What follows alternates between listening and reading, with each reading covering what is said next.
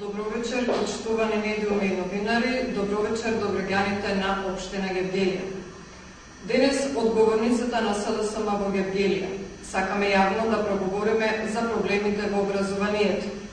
Тоа го правиме во недостаток на отворен разговор за она што се случува во училиштата во општината, како по основ на вработувања, така и по прашањата за квалитетот на подготовките за почеток на наставата во училиштата.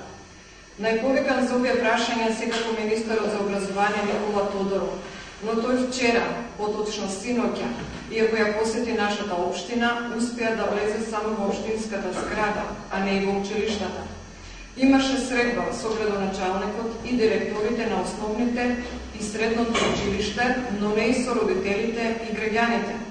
Посетата беше скромно најавена како отворен ден на Министерството за образование во општина Гевгелија, но без масовна објава на денот на реализацијата и покана на граѓани отворено да разговараат со министерот и неговите соработници.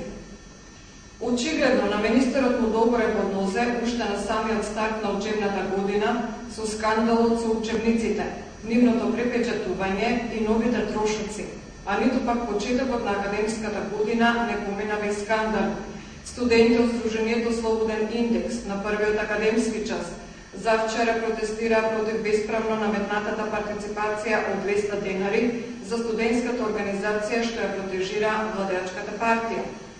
Заситен од медиумите, кои бараат одговорност од него лично, како прв човек на Министерството за образование и барањето на Сдруженијето на граѓани Транспарентност Македонија, тој да се поднесе оставка, министерот вчера во Гевгелија избегна да се сретне со граѓаните од општината и да одговори на прашања и отворени проблеми за наставната 2010-2011 година.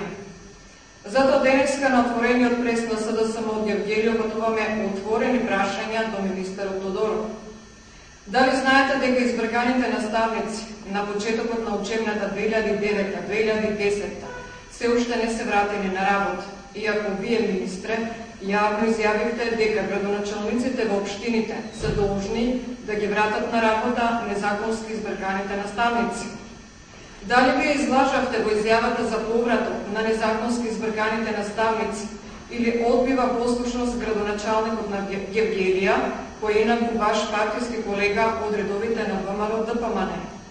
Зошто, министре, пропуштивте да ја видите состојбата во образовните институции во Гевгелија? Овде ќе видите крак на вашиот небулозен проект компјутер за секое дете и после 4-годишно спроведување на преродбата на вашата партија. Во училиштата во Гевгелија не се поставени компјутерите, не се приклучени на интернет, ниту пак наставно се работи со нив. За ова виновна е вашата неосмислена организација на наставниот процес, која очигледно не ви е приоритет, заслепени од огромната маса на провизија испумпана од буџетот на државата за набавка на компјутерите, кои за волја на вистината децата наместо за настава ги употребуваат за допишување на Фејсбук. Токму затоа ова и во општинското средно училиште надлежните ги исклучија компјутерите од интернет и со тоа сами го признаа порезот на преродбата во образованието.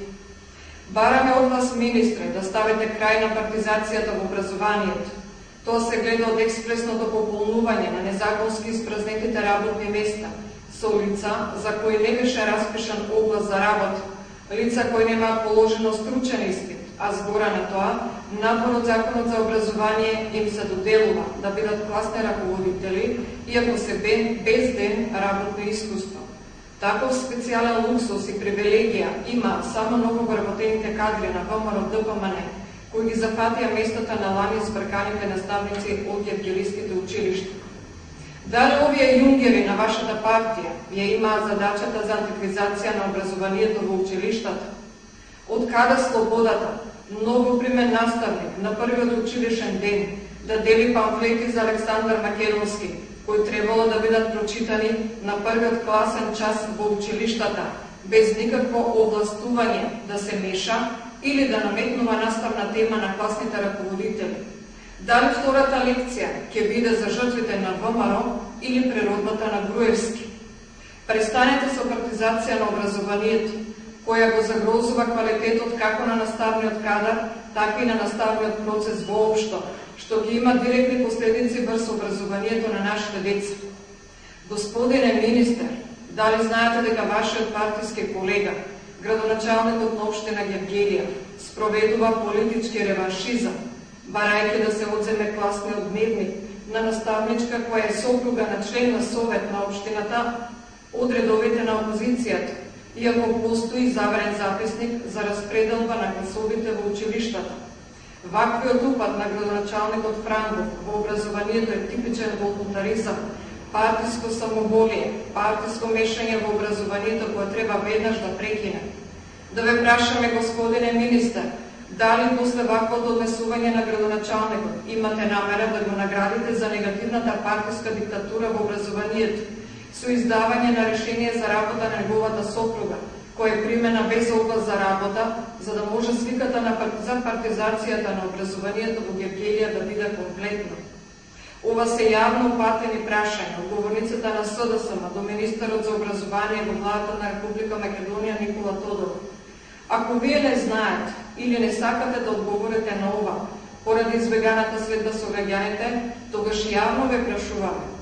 Кога вие, господине министер, мислите да се дадете оставка?